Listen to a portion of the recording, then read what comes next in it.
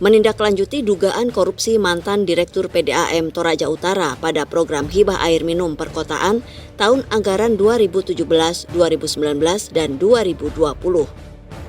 Pihak Kejaksaan Negeri Tanah Toraja yang dipimpin langsung Kajari melakukan penggeledahan di kantor Perumda dan di kantor BPKAD Pemkab Toraja Utara Selasa 31 Agustus 2021.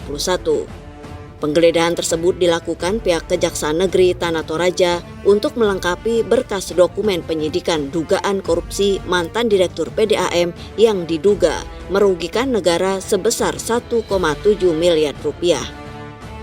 Satu persatu ruangan kantor PDAM yang beralamat di Jalan Tedong Bonga, Kompleks Pasar Bolu, Kecamatan Talung Lipu digeledah pihak kejaksaan. Sayangnya penggeledahan di kantor PDAM pihak kejaksaan tak menemukan bukti yang cukup dikarenakan ruangan mantan direktur sudah kosong sehingga pihak kejaksaan hanya menyita beberapa berkas.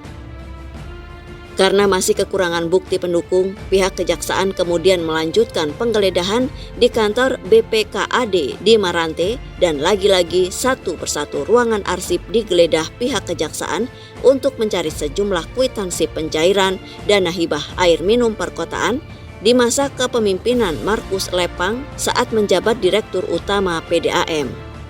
Usai penggeledahan, Kepala Kejaksaan Negeri Tanah Toraja Erianto Paundanan yang dikonfirmasi mengatakan bahwa penggeledahan yang dilakukan berdasarkan surat perintah untuk melengkapi berkas dugaan korupsi mantan Direktur Utama PDAM yang merugikan negara sebesar 1,7 miliar rupiah.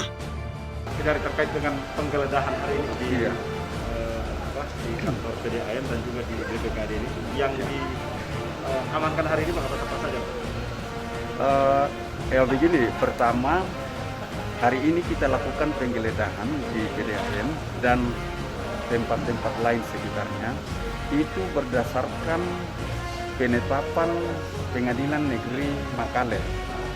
Nah, dengan dasar itu tentunya harus ada surat perintah dari Kepala Kejaksaan Negeri Makale, Tanah Toraja. Nah, apa yang kita cari tentunya saya tidak bisa merinci, tetapi yang jelas seluruh dokumen-dokumen yang berkaitan dengan proses penyidikan yang sedang kita lakukan. Nah, tentunya antara lain pertanggungjawaban anggaran-anggaran yang telah digunakan, termasuk juga kwitansi-kwitansi dan beberapa SK-SK yang mengangkat direktur lama gitu. Itu yang penting. Yang jelas, secara hukum, apa yang kita cari adalah seluruh alat bukti surat yang akan mendukung proses pembuktian kita di pengadilan nanti. Saya kira begitu. Ya, ini kan sudah ada penetapan tersangka, Pak. Sudah. Nah, apakah akan ada tersangka berikutnya atau gimana, Pak?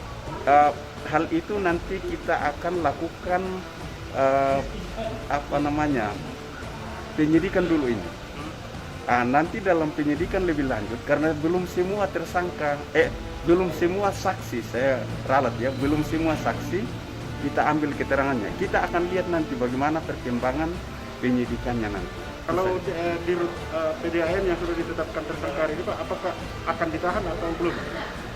Saya kira itu masalah teknis.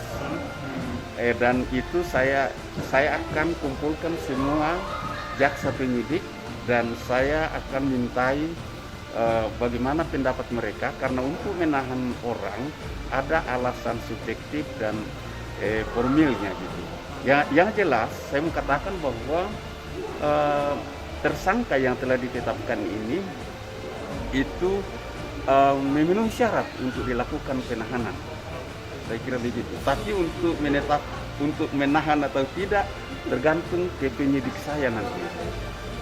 Apakah hari ini sudah ada alat bukti yang disita oleh pihak kejaksaan, Pak? Oh iya, sudah ada.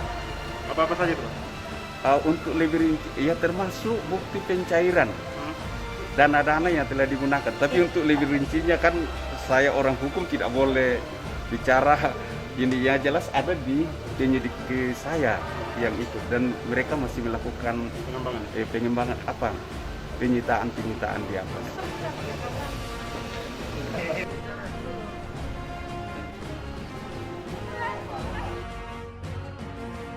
Sementara dari hasil penggeledahan yang dilakukan tim tindak pidana khusus Kejaksaan Negeri Tanah Toraja, terlihat sejumlah berkas yang diamankan dan dimasukkan ke dalam sebuah kardus untuk kepentingan penyidikan.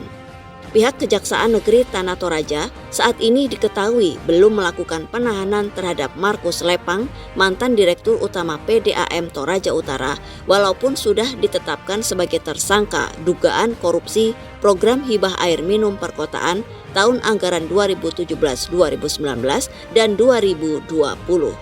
Dari Tanah Toraja, Sulawesi Selatan, Joni Jurnal TV mengabarkan.